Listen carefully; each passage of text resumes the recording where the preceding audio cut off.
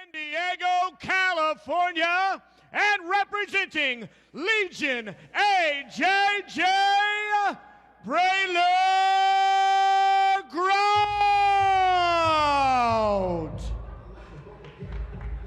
Breylor Grout bumped up to the main card. A little bit of an unusual turn of events. His original opponent, Luke Griffith, was injured on just Monday, a couple of days ago.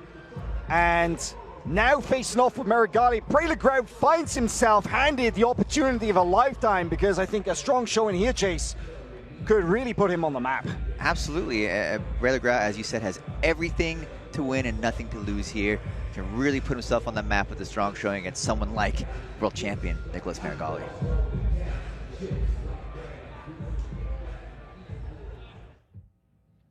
And his opponent, wearing the red, training out of Austin, Texas, and representing New Wave, Nicholas Meregali.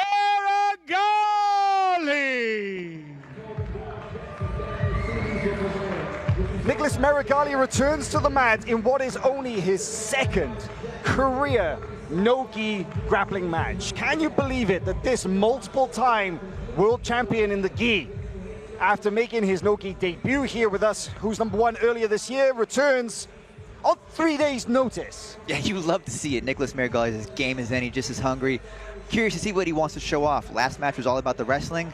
I wonder what he has in store for us tonight. Let's take a quick look at our tail of the tape here.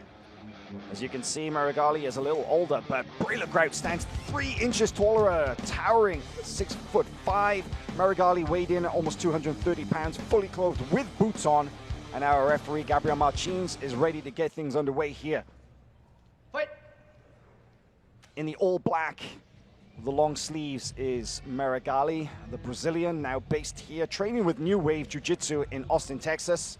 With a short sleeve colored rash guard on is Breylor Grout, hailing from San Diego, where he also trains with Legion American Jiu-Jitsu, a team founded by Keenan Cornelius. Yeah, there's a man who has some experience with Nicholas Meregali. One of the most exciting matches we ever saw at the IBJJF World Championships took place between those two athletes. I'm sure he had some input on maybe Meregali's mindset, let's say, if not his no-gi game. Now, who's next viewers would have seen Breylor Grout, albeit rather briefly, on the very first episode of the show, because he was eliminated by Big Dan Manasoyu in that first round of matches in the fastest match of the entire season. He basically lost in the 30 seconds to a leg lock, but, well, I mean, this match has already gone longer than that, but that's not Meregali's style, is it, Chase? No, you know, he never really favored the legs and the gi. You have to think he's become more and more competent as he spends time with the New Wave team with John and Gordon, but clearly definitely looking ahead to ADCC by focusing on his wrestling. We're seeing more of that tonight. Not shocked at that. It's all about getting time on the mat, and nothing's more valuable than actual competition time, putting those skills into place. You see Breylor, though, is on the single here. Yeah, we've seen some single leg defense here from Meregali, and does a good job in maintaining his balance throughout that sequence. Now, here's the question when it comes to the ways to victory for both of these competitors. Meregali won his first ever no-gi match earlier this year against Arnaldo Maidana by way of armbar very, very late into that 15-minute match. We see there from Breylor Grout, we've seen him in action in, let's say, IBJJF points tournaments. We've seen him in action at No-Gi Worlds and multiple other tournaments. Nice takedown there from Meregali from the single leg. Very different finish there to that of Grout's attempt earlier. And immediately into a passing position is Meregali. Yeah, what a nice finish to that takedown, right where he wants to be, pouring on the pressure from top here. Fantastic opening moments here from Nicholas Meregali, looking maybe to peek around to the back or just finish the pass. Almost a chance for the black hole if he shoots that left leg around. I'm seeing triangle. Yeah, there is a triangle too. Yeah. I'm seeing a triangle either from front or from the back, because that position, that deep underhook that Meregali has, he could well escape that leg from inside the half guard, run around to the top and finish with one of those triangles from the back. But Breylor Grout seems to have removed that immediate threat and is now in a position to possibly scoop a leg for an attack of his own from this Z-guard position. Yeah, great work from Breylor there. Things were looking a little bit tenuous for him, but now he's on the attack here from bottom. Oh, he's throwing the leg up. He's into this kind of single leg X position. You can see that Meregali is addressing it by trying to remove the foot from the hip. He doesn't want to get deeply entangled by the legs. Trying to high step, back step his way out of it. Goes over the top. And that somewhat answers the question of how Meregali handles the leg attacks. Yeah, and wasting no time going right back into his passing sequences here. Nice Double attempt from underhooks Breylor, on top. but Meregali turning up the pace now here. Oh, very close to moving into the mount now. He has double underhooks. This looks like watching Gordon Ryan pass the guard. The way that he has those elbows so far separated away from Breylor Grout's torso, and he's moving high now with this mount. This is a very dominant position indeed, and we are not even 4 minutes into the match. We've heard they're working on smothering submissions there from this kind of chest-to-face position with both arms collected. That looks horrible. Well, we saw how much pressure yeah. Gordon Ryan generated in his match against Jacob Couch earlier this year, that he was able to get a finish from a very similar position. And Meregali seems to be, well, if there's any example that you should follow when it comes to no-gi grappling, Gordon Ryan is a very good example to follow, technically speaking. And Meregali is, wow, just the technicalities on the mat right now, the resemblance is striking. Yeah, and even if you don't get the finish here, you set up all kinds of options, like the arm, for example, which Meregali has opted to perhaps drop off for. Gone high now into S-mount kind of territory. Breylor Grout, you can see him trying to bump using his legs. He's got a deep rear naked style grip of the arms, which was protecting him, and he finds his way out, but not completely out of danger. Meregali is straight back into this knee cut style passing position. But there is an escape from Breylor Grout, who is back to his feet. Let's see what the judges' favor has to say. Well, I think we know where that's going, but great work from Breylor to make things back all even now. Neutral position and on a single leg. But it's Meregali here finishing on top. Red. Yeah, that is definitely not a surprise. Judges favor Meregali in that opening stanza of the 15-minute match. Of course, these are not rounds or points. They are simply an indication of where the judges, where their opinion lies as we move through these matches. But yeah, we can. It doesn't take a grappling expert to understand why Meregali was given the judges' favor here in this match so far. No, but this match has been a real treat to watch so far. We're seeing a lot more of Meregali's game, no-gi game. Breylor has also had some moments, so this has definitely been much more action than we saw in Meregali's first route here. Oh, now we see this is possible triangle territory. You can see that it's almost like a deep half, but the elbow's been compromised so much. Oh, and now you see that Meregali is cycling through various grips. And I feel like he's almost testing out some positions here, but he can't afford to leave his leg lying around too long in these kind of positions. If Breylor Grout was able to kind of get a little bit of elevation into that leg entangle could be trouble, but right now the smash pass position is good for Meregali. Oh, look at that again, moving over the legs into the mount. Just complete positional control.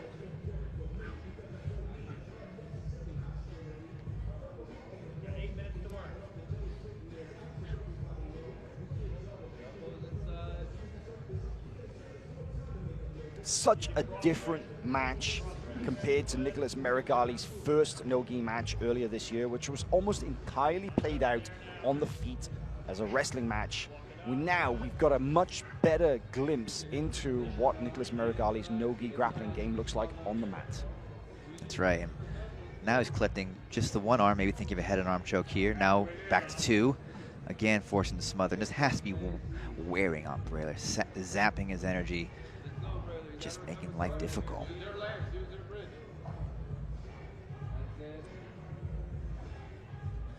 Those elbows are so high. Meregali has used that control position more than once to advance his hips up higher and possibly look for an armbar, but there's multiple attacks from here, right? Absolutely. It really depends, too, on exactly how Breylor opts to defend. Right now, maybe he might actually end up going belly down, doing anything he can to get out of here, giving up his back. We saw Meregali jump off for the arm earlier. There's a head and arm choke. A lot, basically, can happen from here. Or Meregali can continue just to cook him until the moment presents itself, which we see here. This could be it. This could be that moment, because now this is the exact same attacking position he went for earlier. Breylor's grip is really what's saving him in this position. His posture completely compromised. Meregali is in a very, very dominant position. He's going to look to pass his left leg over the head and to go for an arm lock, to hyperextend the left arm of Breylor Grout. But the slipperiness of the no-gi game, you can see that the grips were lost, and Meregali has now switched to the head and arm choke, aka the katagatami. And once again, there's an escape there from Grout. Good late submission defense in both cases. Oh, a possible leg attack here for Grout. Nicholas's leg is kind of at a weird angle here, but he is in a safe position if he gets a little more comfortable. Now he's very happy. He can get a cross face and maybe even pass directly into the mount like he has been here. Yeah, by keeping his hips on top of that right knee, it kind of kills a lot of the elevation that Grout is able to enact. And you can see Danaher is right there, quietly, calmly coaching Meregali through these positions. And Meregali once again moves into this mount, and I think that his intentions are clear, Chase. He's had the opportunity to finish in various ways. He seems intent on getting the arm in a specific manner.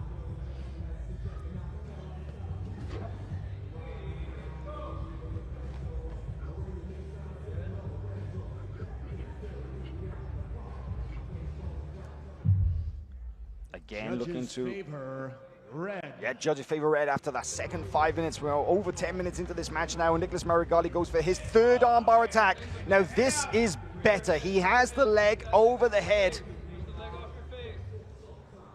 Let's see if he can actually hyperextend the arm. The grip of Breylor Grout, he's got a rear naked choke style grip that is saving him. You can see him trying to pop the arm off there.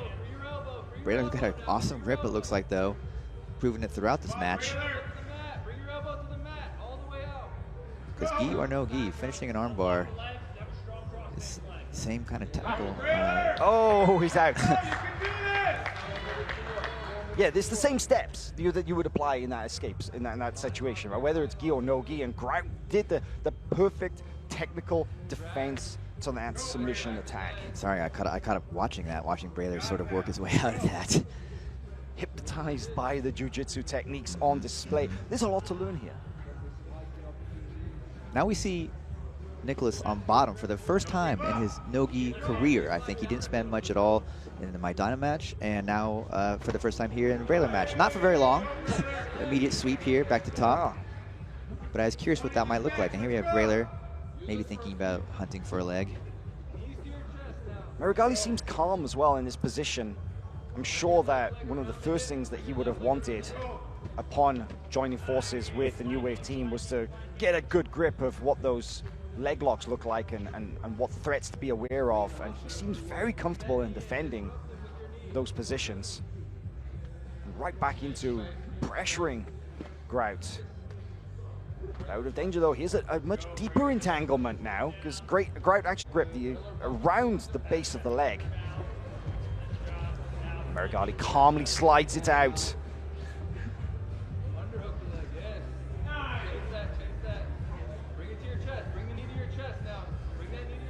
We see a head hunting again is Nicholas Meregali. He's gone high, and he is once again looking for that arm triangle choke. There's a great angle of the submission attack.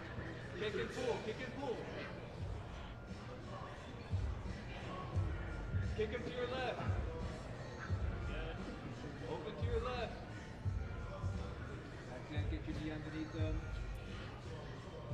Breylor, recover. I'm really impressed by Grout's resilience in the face of all of these submissions. It's a methodical performance from Meregali. I've lost count of the amount of submissions that he's been working on. Yeah, great point. Meregali been dominant throughout, but Breylor executing a lot of technical escapes, doing just enough to stay safe for the remainder of this round, maybe. 2 minutes left.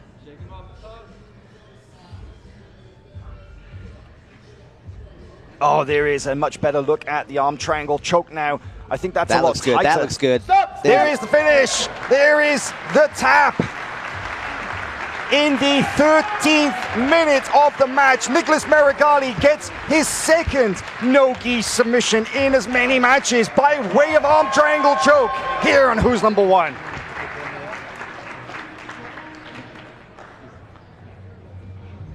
Yeah, outstanding showing from Nicholas Meregali. A lot of new tools we're seeing tonight. Lots of passing. We saw a quick sweep. Tons of submission attacks. A lot of mount control. 13 minutes and 11 seconds was the official time for a very happy Nicholas Meregali getting another submission win. He really is proud of his high finishing rate in both gi and now no gi, it seems. Let's take a look at some of our best moments from this match. We saw some nice wrestling exchanges early, including this takedown from Meregali that ended up in a great passing position, which then led to this. Looks like Meregali is some of a secret wrestler nowadays, utilizing these techniques with great efficiency.